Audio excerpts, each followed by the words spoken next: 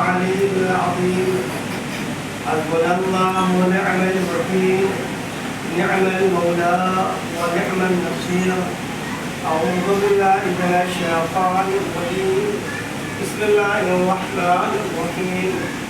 رب اشرح لي صدري ويسر لي أمري واحلل عقدة من لساني يفقهوا قولي.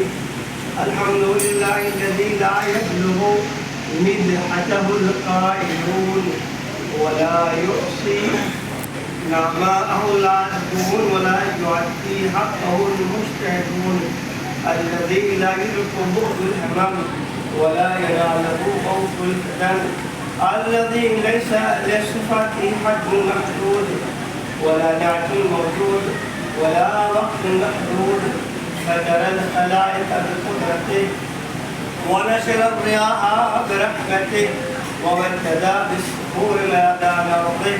ثم الصلاة والسلام على أشرف الأنبياء والمرسلين وسيدنا ونبينا ومولانا بالقاسم محمد. اللهم صل على محمد وآله الطيبين الطاهرين المعصومين المظلومين. ولعنة الله على أعدائهم أجمعين من يومنا هذا إلى قيام يوم الدين. بسم الله الرحمن الرحيم. قال رسول الله صلى الله عليه وسلم: من مات ولم يعرف إمام زمانه مات من الجاهلية. اللهم صل على محمد وآل محمد. سرور کائنات، فخر مرسلات، رسول اعظم، صاحب معراج، لولا کا لما خلق الافلاق، وحی الہی کا پابند، وہ رسول جس کو خدا مند عالم نے عرش کے فخر پر محفوظ فرمایا، وہ پیغمبر جس کے قول کے بارے میں خدا مند عالم ارشاد فرماتا: وما ينطق عن الهوى، یہ میرا حبیب وہی بولتا ہے جب وہی بولتا. وہ رسول جس کا قول و فعل خدا کا قول و فعل. کیا فرمایا جا رہا ہے کہ من مات، جو شخص بھی مر جائے اپنے زمانے کے امام کو نہ پہچانے، اس کی موت جاہلیت کی موت ہے، اس کی موت کفر کی موت ہے، اس کی موت گمراہیت کی موت. کیا بیان کیا تھا؟ من مات ولم یعرف، امام کی معرفت. دو لفظ ہے، ایک ہے علم، ایک ہے معرفت. کہتے ہیں خدا کے بارے میں علم نہیں، خدا کے بارے میں آپ معرفت حاصل کریں. علم اور معرفت میں فرق ہے. علم یعنی نالج، علم یعنی جاننا، یعنی کسی شے کا ذہن میں آ جانا، ادراک کر لینا، کسی شے کا ذہن میں چھپ جانے کو علم کہتے ہیں. لیکن معرفت کیا کہتے ہیں؟ معرفت یعنی انسان کے ذہن میں جو شے آ چکی ہے غور و فکر ذریعے سے حاصل ہوتا ہے. تفکر، تعقل کے ذریعے سے اگر وہ شے آ جائے اسے کہتے ہیں معرفت. تو علم اور معرفت میں فرق ہے.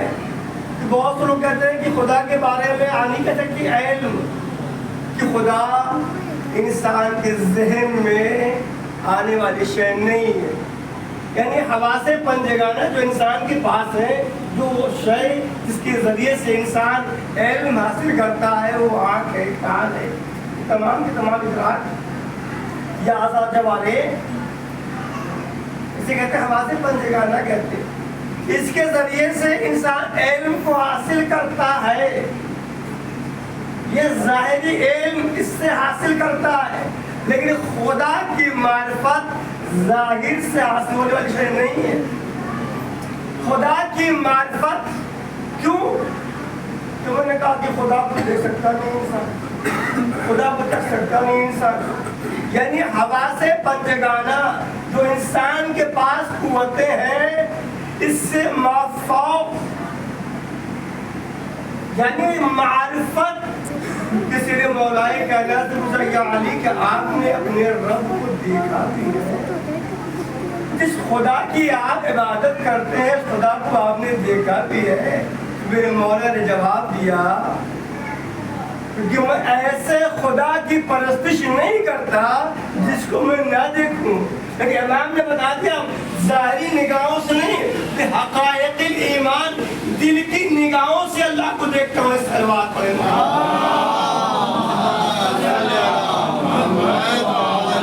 اس لیے اسلام نے کہا کہ منارف نفسا، جو خدا جو خود شناخت ہوتا ہے وہی خدا شناخت ہوتا ہے. خود شناسی خدا شناسی ہے. اسی لیے امام فرماتے ہیں من لم یعرف نفسا، جو شخص اپنے نفس کو نہیں جانتا ہے، خود کو پہچانتا نہیں ہے، وہ ہلاک نفسا، وہ انسان ہلاک و نیست و نابود ہو گیا. یعنی خود شناسی بھی پہلا زینہ ہے خدا شناسی کے لیے. صلوات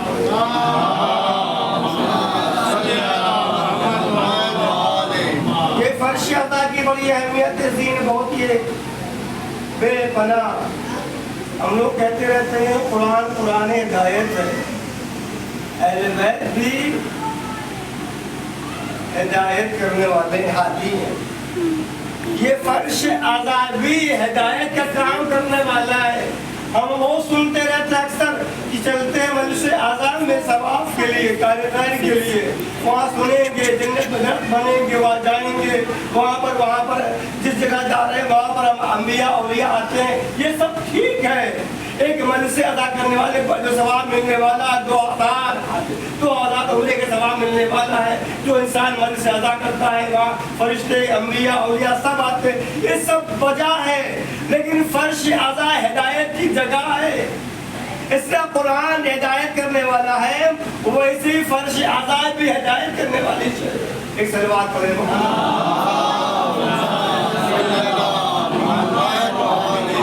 بس عزیزوں، معرفت تو پہلی شے ہمارے پاس معرفت. بغیر معرفت کچھ ہونے والی شے نہیں ہے. جب جتنی معرفت بڑھے گی اتنی ہی محبت بڑھے گی. مسئلہ یہی بھی ہوتا ہے. معرفت ہم کہتے ہیں کہ مولانا کیا کریں، 2 رکعت نماز پڑھنے میں بھی کرتا ہی 2 رکعت نماز پڑھنے میں تھکاوٹ نہ جانے کیا مسائل پیش آتے رہتے ہیں. اتنی اونگ آتی ہے، اتنی نیند آتی ہے، ساری بھولی ہوئی باتیں نماز میں یاد آتی ہیں. کیوں؟ نماز پڑھنے بیٹھے ہیں تمہارے ذہنوں کے اوپر ایک جال بچ جاتا ہے. کیوں؟ ہمارے ذہنوں کے اوپر مادیات دنیا غالب آ جاتی ہے. مولانا میں کیا کروں؟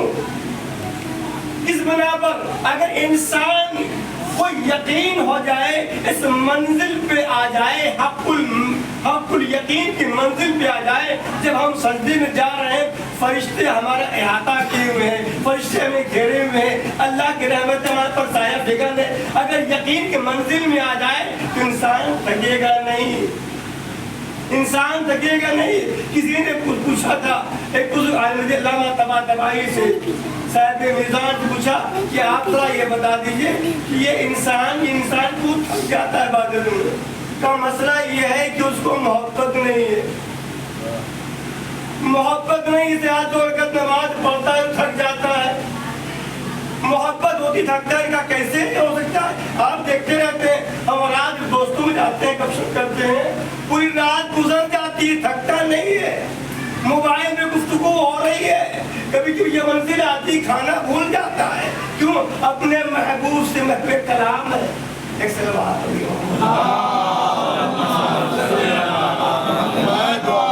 دنیا کی محبت ہے نہیں ہے. جب چھوٹی سی محبت انسان کرتا ہے دنیا کی محبت میں غرق ہو جاتا ہے تو کھانا پینا سونا جاگنا عیش و آرام بھول جاتا ہے. موسیٰ جو ہے دور پہ گئے، وہ ہے دور پہ گئے خداوند عالم سے کلام کرنے کے. کلم اللہ موسیٰ تکلیما. 30 دن ہو گئے، 40 دن سے 40واں دن ہے. کہا پوچھا کہ موسیٰ آپ اپنے رب سے گفتگو کر رہے تھے، یہ بتائیے کہ اونٹ تو آئی کہ نہیں آئی تھی؟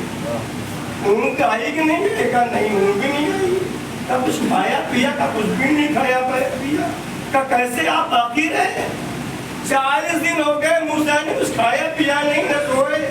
کہا محبوب سے گفتگو کر رہا تھا.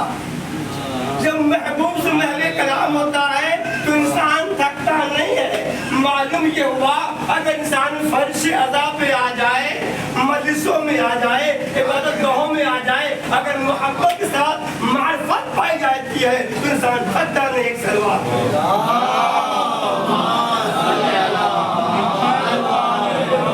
یہ معرفت بڑی اہم شے ہمارے لیے. کسی نے کہا معرفت امام مالک پڑھنا مجھے, معرفت اول پہلا سیدھا توحید. کسی نے قرآن کہنا سے کہا آپ یہ بتا دیجئے کہ خدا کب سے ہے, کہاں کی جگہ پر ہے. خدا کب سے ہے؟ جب عرش و فرش نہ تھا تو خدا کہاں پہ تھا؟ امام نے کہا تمہارا سوال نامعقول ہے. ہم آپ بتائیے مولا جب عرش فرش نہ تھا تو خدا کہاں پہ تھا؟ امام نے کہا تمہارا سوال نامعقول ہے. خدا ان مادیات سے مافوق ہے. خدا خالق اشیاء ہے, خدا خالق کائنات ہے. کا خدا کب ہے, کب سے تھا؟ پھر جواب تو ہونا چاہیے. امام نے کہا گنتی یاد ہے نا, سناؤ تو 5 سے پہلے 5 کے بعد کیا ہے؟ کہا مولا 5 کے بعد 4 ہے. کہا 4 کے بعد 3 ہے. کہا 3 کے بعد 2 ہے. کہا 2 کے بعد 1 ہے. کہا 1 کے بعد بھائی تعداد ہے گنتی کے, 1 کے بعد کا کچھ نہیں ہے, 0. کہا یہ کیا ہوا, کچھ ہونا چاہیے. کہا مولا اس کے بعد کچھ بھی نہیں ہے. تو امام نے جواب دیا جب کچھ بھی نہ تھا تو خدا تھا. جب کچھ بھی نہ تھا تو خدا تھا. خدا خالق اشیاء ہے. اور ہم اور آپ جلدی کہتے ہیں خدا کی تعریف کرتے ہیں. لا یوسف بے, خدا کی حمد و ثنا, خدا کی تعریف نہیں ہو سکتی ہے. کیوں نہیں ہو سکتی ہے؟ بھئی ہم تعریف کرتے ہیں فلاں شخص کی کہ فلاں اس کا ایگو ایسا, اس کا بال ایسا ہے, اس کا کلام ایسا, اس کی آواز ایسی ہے. یہی ہے نا جب ہم کلام کرتے ہیں, گفتگو کرتے ہیں کسی شے کے بارے میں تو دنیا کی شخصیت, لیکن خدا خالق اشیاء ہے. خدا کائنات کا پیدا کرنے والا ہے. یعنی عرش و فرش, یعنی ہم کمپیئر کریں گے نا, ہم کہتے ہیں اللہ اکبر, اللہ عرش سے بڑا ہے. تو کس سے بڑا اللہ ہے؟ آفتاب سے, پہاڑ سے, عرش سے, فرش سے. یہ خالق چیزیں کیا ہے؟ مخلوق ہے. یہ چیزیں مخلوق ہے. خدا ان سب کا خالق ہے. تو مخلوق کے ذریعے سے ہم خالق کی تعریف کر رہے ہیں کہ امام نے کہا اللہ اکبر, تو یہ کہتے ہیں اللہ اکبر. امام نے کہا یہ صحیح نہیں ہے. خدا ہر شے سے بڑا ہے, خدا کی تعریف نہیں ہو سکتی ہے. اس بات پر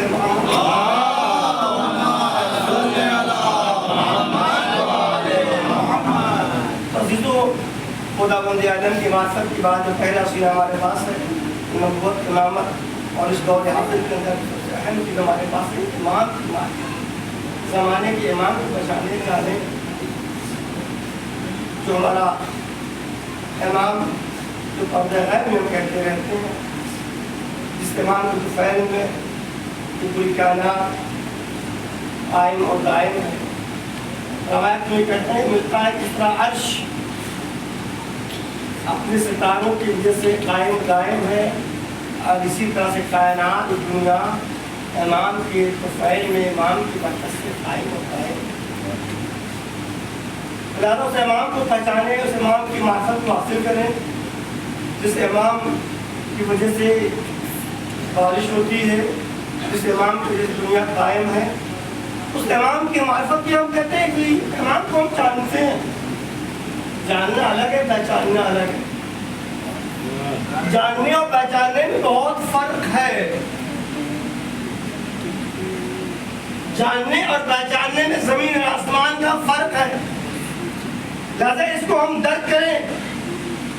کبھی کبھی ہم اس زبان سے کہتے رہتے مولا آ جائیے, اس امام کا انتظار بھی کرتے رہتے. انتظار اس امام کا کر رہے ہیں جس کو ہم جانتے ہی نہیں ہیں, امام کو پہچانتے ہی نہیں ہیں. انتظار کے معنی کیا ہے؟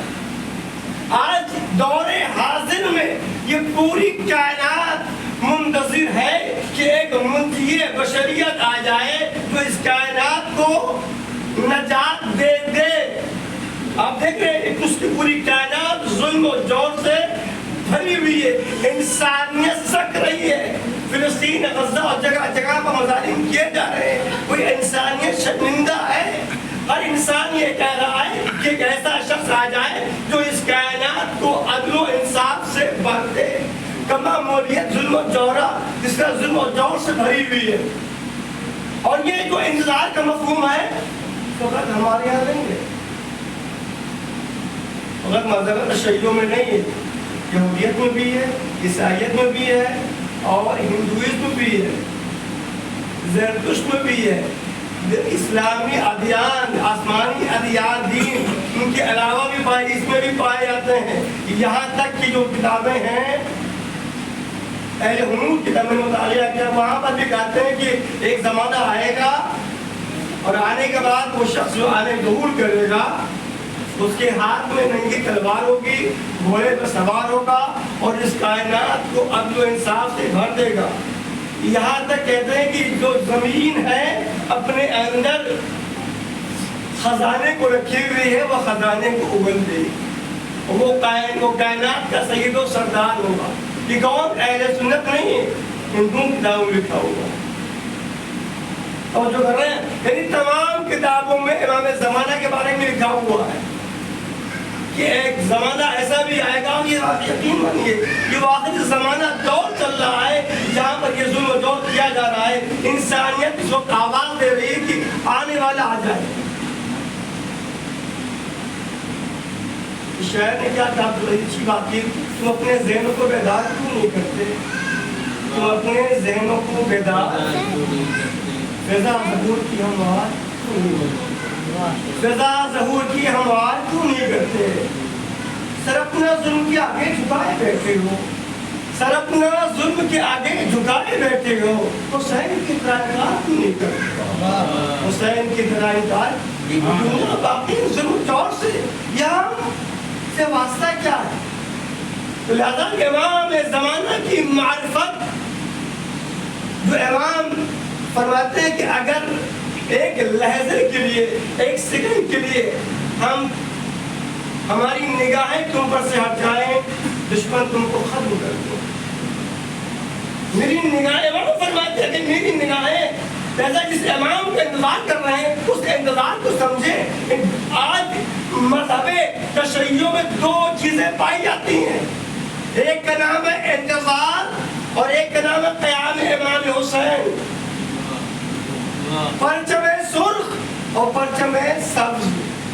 آپ دیکھ رہے ہیں نا دنیا ہنگامہ مچا ہوا ہے کہ وہ مسجد جمکران میں لال پرچم ہٹا دیا گیا ہے. انتقام، امام حسین کا خون جو بہا ہے اسے کہتے ہیں خون. انتقام، عین الطالب ادھر مقبول میں کربلا. اور جو کر رہا شیعت کے اوپر ہے کہ امام حسین کے بہے ہوئے خون کو انسان دیکھتا ہے تو جذبہ انتقام پیدا ہوتا ہے. لیکن جب یہ دیکھتا ہے کہ آنے والا آئے گا اس کائنات کو عدل انصاف سے بھر دے گا، کوئی اور نہیں ہوگا، وہ زہرا کا بیٹے کا داخلہ، تو زہرا کا داخلہ ہوگا. جب انسان یہ دیکھتا ہے پرچم سبز دیکھتا ہے تو یہ تمنا دیکھتا ہے کہ کب وہ آئے گا. یعنی انتظار یعنی اعمال کی. اسی روایت میں انتظار الفرج، امام زمانہ کا انتظار تمام اعمال سے افضل ہے. امام زمانہ کا انتظار تمام اعمال سے افضل ہے. اعمال میں ہماری نماز بھی آتا ہے، روزہ بھی آتا ہے، حج بھی آتا ہے. کیوں ایسا کہا جاتا تھا؟ اگر آپ ہماری نگاہوں میں امام کی امامت ہوگی، عقیدہ امامت ہوگا، تو یہ جب تک یہ نہیں پایا جائے گا ہماری نماز نہیں ہے، روزہ نہیں. اس سے بات ہے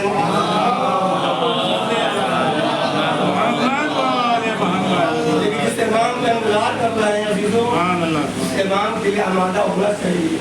آپ اکثر بیشتر بچے ہمارے جوان کھیلتے رہتے ہیں، میچ جو کر رہا تو بالر بالنگ کرتا ہے تو بیٹسمین کیا کرتا ہے؟ ڈرا کرتا ہے نا، بال آئے کہ ہمیں بولڈ کر دے، وہ آمادہ رہتا ہے. اس کی نگاہیں اس کے بال کی اس کے ہاتھ میں ہوتی ہیں. انتظار یہ نہیں کہ ہاتھ پہ ہاتھ رکھے بیٹھے، انتظار یعنی انسان آمادہ ہو جائے، تیار رہے کہ یعنی کہ امام آنے والے ہیں. جیسی جس طرح سے ہمارا مقصد ہوگا کہ امام آئیں گے، اس کائنات کو عدل و انصاف سے بھر دیں گے. اسے ایسی ہماری آمادگی ہونا چاہیے. اس لیے کائنات کے چپے چپے پہ امام کی حکومت ہوگی. ویسی ہمارا